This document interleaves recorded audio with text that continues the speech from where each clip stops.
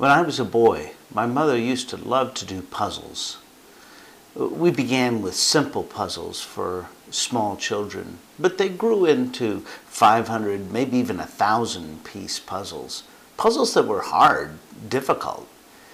And as children, we needed help in doing those puzzles. And so Mom would allow us to look at the box top from the puzzle box.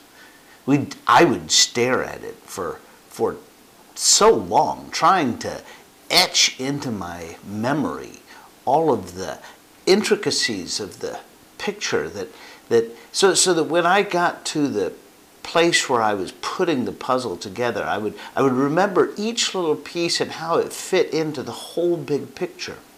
But I could never remember the picture so well. So I was always having the box top right next to me, and as I would take the pieces, I would try and figure out how they fit into that big picture. But as we got older, my mother would allow us to look at that box top less and less frequently, until finally we only got to look at the box top once before we started the puzzle. And from then on, we had to fit the pieces together as we saw them fitting into the small little pieces of the bigger picture. You know, I've tried to do a puzzle before without ever looking at the box top. Just taking the bits and pieces and putting them together. It's not all that difficult. You start out with 4 corners and then a straight line. You get the border. And then you begin putting the pieces together as they seem to make sense. If the Father and Jesus are showing us what they're doing each day and inviting us to be a part of what they're doing, then it's a little like the puzzle.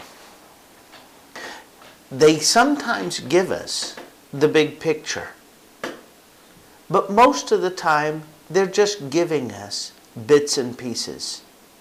And even when they do give us the big picture, they don't give it to us in all detail, so that as they give us the bits and pieces, we understand exactly how everything fits in and how everything works.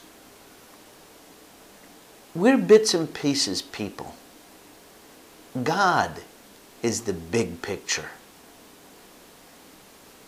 And as He gives to us each day, according to what He is already doing, when He invites us in to be a part of what He's doing, we get bits and pieces of His master plan.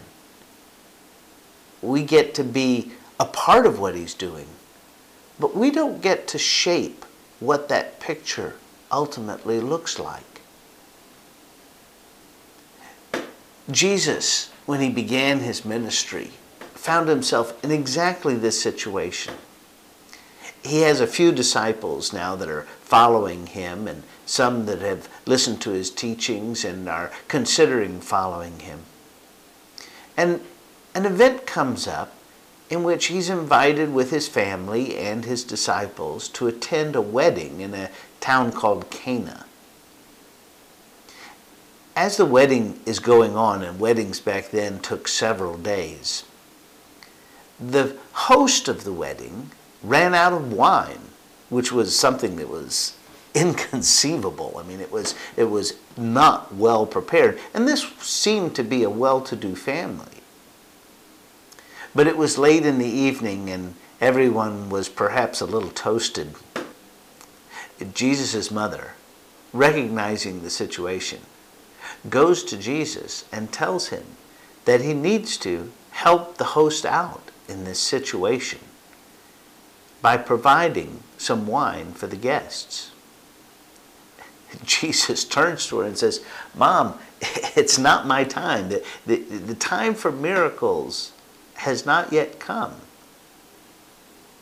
And Mary just seems to ignore Him and goes to the servants and says to them, "Do whatever my son tells you."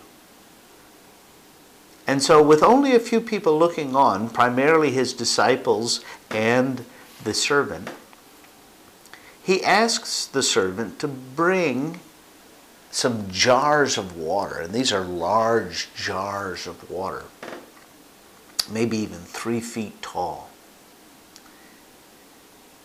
And Jesus does a miracle. He turns the water into wine. And the wine is taken to some of the guests. And one of the guests says to the host, "This is incredible. Most people use the best wine first and save the inexpensive and cheap wine for last, since by then most people won't care. But you've saved the best wine for last." The question is, did Jesus react just simply to what his mother wanted? Did Jesus react to what his Father was doing? Or did Jesus engage and solve the problem himself? Well, Jesus tells us that he responds only to the Father. The Son can only do what he sees the Father doing. And so we have to assume that in the midst of this situation, that Jesus turns to his Father and seeks his Father's will out. And that his Father wanted the water to be turned into wine. He wanted an opportunity at the beginning of Jesus' ministry for it to be said and later written by the disciples that the Father had saved the best for last. And that best is Jesus. And it's a powerful teaching at the very beginning of Jesus' ministry.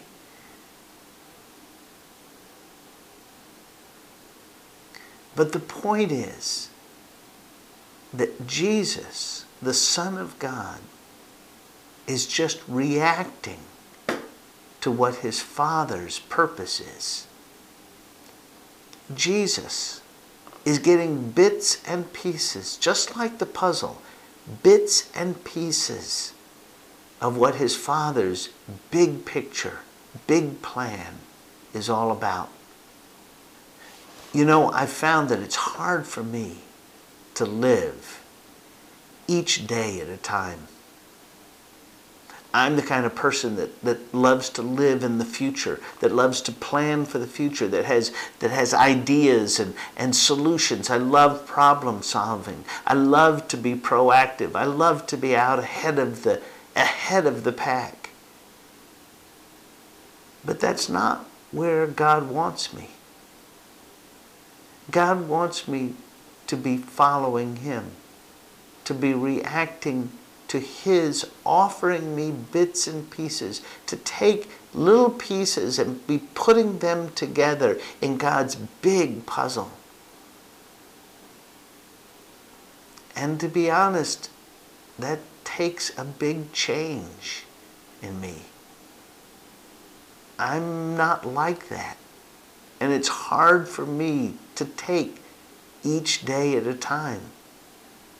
It's hard for me to think God throughout the day and just respond to him. Not everyone struggles with the same things I do. But I sometimes wonder whether Jesus did. Did Jesus want to just step in and solve whatever problem was in front of him? Did Jesus want to put a budget together for a 3-year ministry? Did Jesus want to stop Simon from denying him 3 times? Did Jesus want to counsel Judas and help him keep from making his enormous mistake? Or did Jesus just say, "Okay, Dad, Abba, I'll do what you want.